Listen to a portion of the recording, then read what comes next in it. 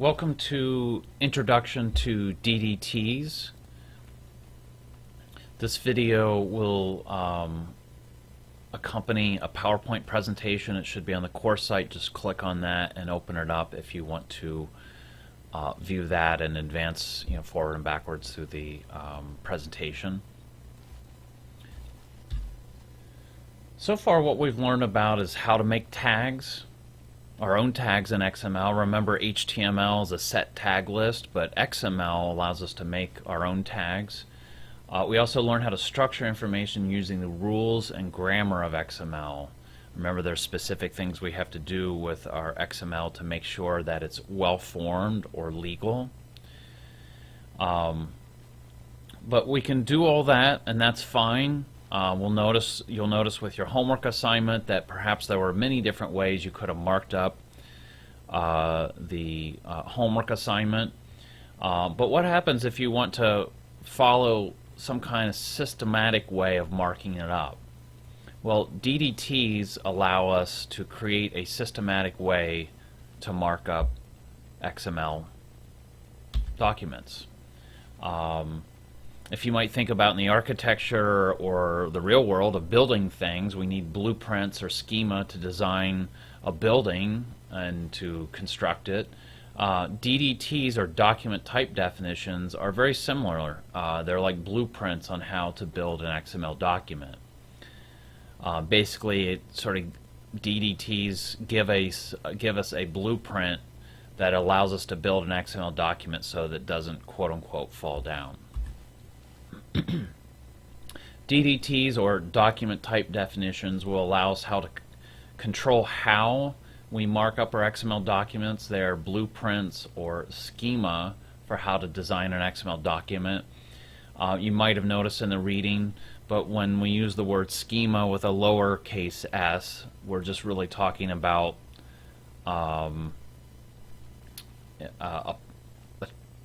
a plan that uses technology on how to mark up information. But when we talk about XML capital S schema, we're actually talking about a specific XML technology that's a W3C standard that was created. We'll talk about that later. But so sometimes I'll use schema and DDTs interchangeably, but you have to be clear that sometimes schema with the lowercase s is just general way of thinking about it, and XML schema is actual specific technology.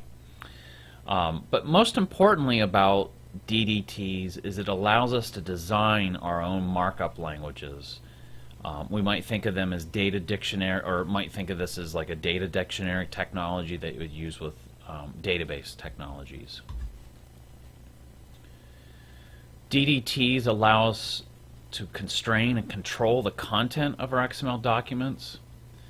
It can dictate what information appears where and when in a document, and controls where, what, how many instances of a certain XML tag appears in your document. So in a way, it sort of is a markup language. Might be thought of as like a grammar like we have in human spoken languages. So it specifies the element names, how many elements might be able to be used, where, attributes, the attribute names, and what kind of attribute values that might go on those attributes, nesting, how the actual XML is allowed to be nested within the document, ordering, what must come first, second, or third, or is there any order to it?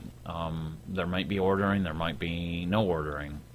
And the number of occurrences of certain elements. You might require that an element show up one or more times, only 0 or 1, maybe only once.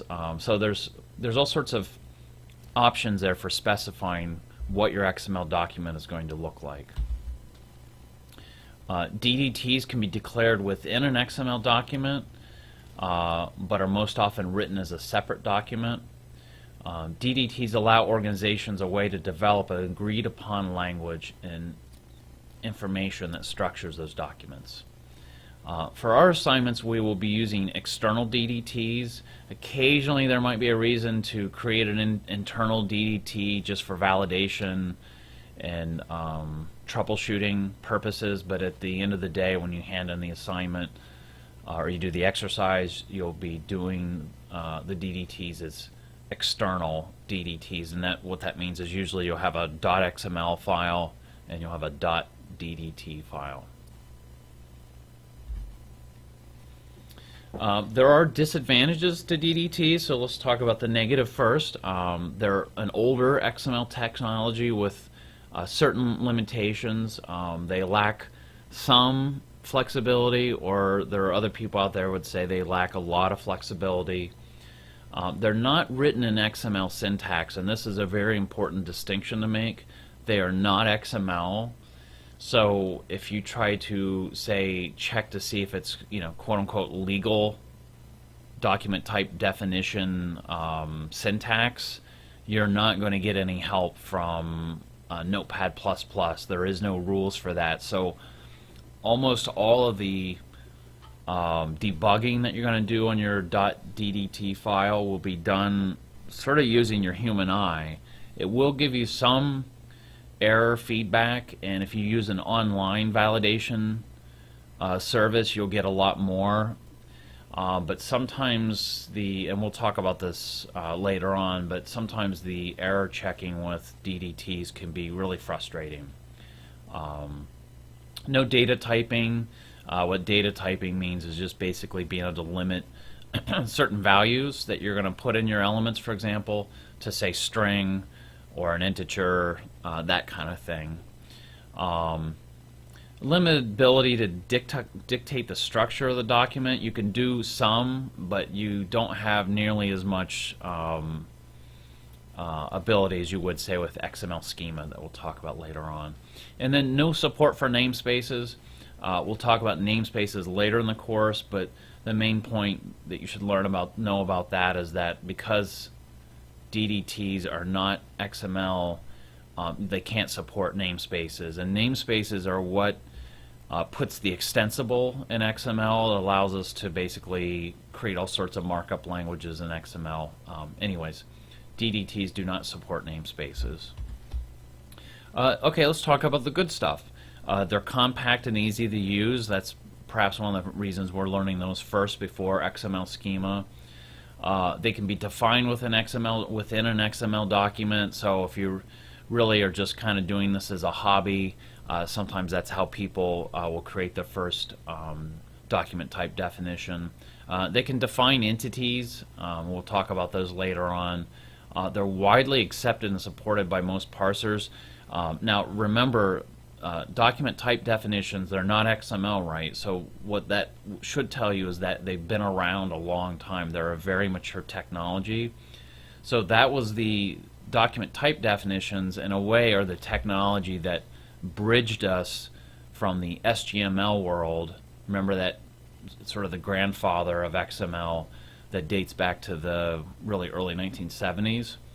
That SGML world has been bridged by document type definitions and brought us up to the XML world. So people who were using DDTs to mark up, or excuse me, to validate their SGML files from decades ago, they kept those around because a lot of communities perhaps were not really ready to make the jump to XML schema.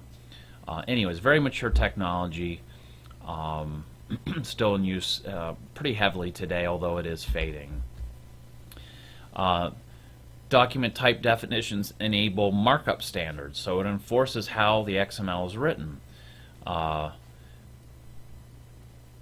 DDTs are a standard itself, so the document type definition standard, if you will, is a standard that communities can rely on.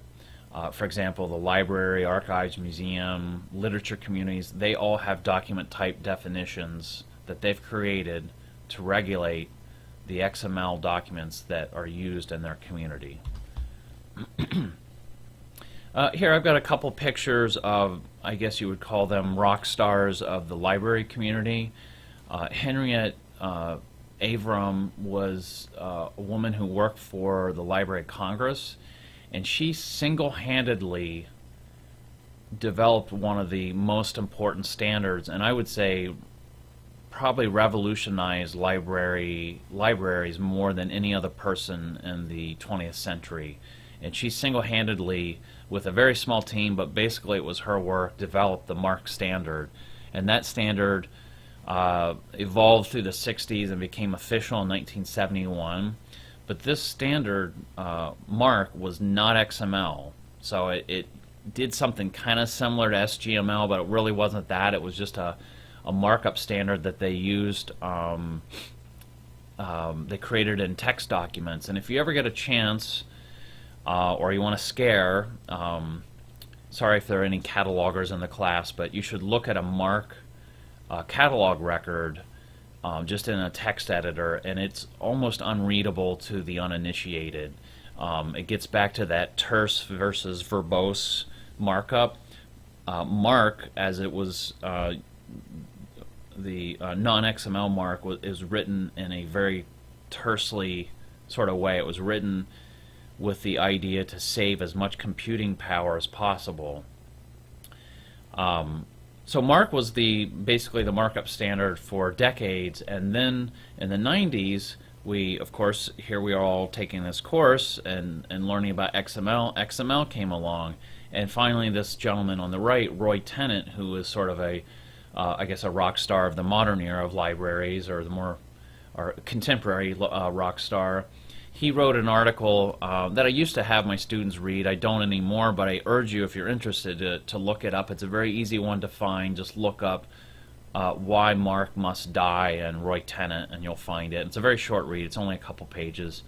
But basically his argument is that MARC is a dinosaur, and that we now have XML, and we have computing power that can handle XML and handle large amounts of data, and that we must get out of the MARC standard. Well, easier said than done, because MARC is still around. My library uses it. We have not moved out of MARC into MARC XML. One of the problems with standards is that they are very expensive to adopt. They're very resource intensive. They require training. And over time, once you've adopted those standards, your functions start to be built around that standard. All your training of your employees, all their skill sets are geared toward that standard. And over time, you get highly invested in that standard. And when a new one comes along, in this case, MARC XML and a whole suite of technologies that support that, it can be very expensive to get out of it, and many libraries, including my own, we're still using it. And so eventually I think we'll see MARC will finally die, but it hasn't yet. It's still with us. And so that just sort of paints the picture of one profession where they went from a markup language that was non-XML to one that is a markup language based in XML.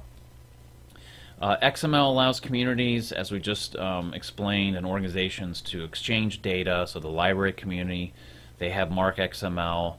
The archives community, we have encoded archival description, EAD, used by archivists. It's very important to my profession. We mentioned MARC XML. We also have Keyhole Markup Language, or KML, that's used by Google Earth. If you ever want to do some neat things with Google Earth, KML will allow you to do all sorts of stuff to customize Google Earth applications and so forth. RSS is not exactly a markup language in the way we've been talking about it. It's more of a technology markup language, so it basically gives users a standardized way to send messages over the internet. And this is typically used with blogs and blog updates. So it's not really, RSS is not a markup language associated with like a particular profession like chemistry or engineering or sports writers or what have you. It's really it basically facilitates the transmission of XML over the web. And then here we have election markup language. Again, just one more example of a community that felt a need to design their own markup language. Validation, this is one of the main sort of technology related points I want to make about DDTs.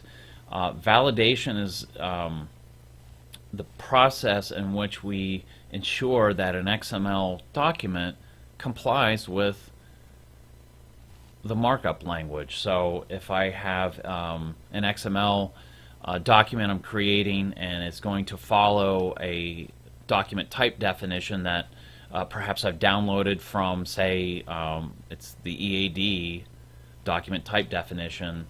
If I want to make sure that the XML I'm marking up validates with that document type definition, that process is known as validation.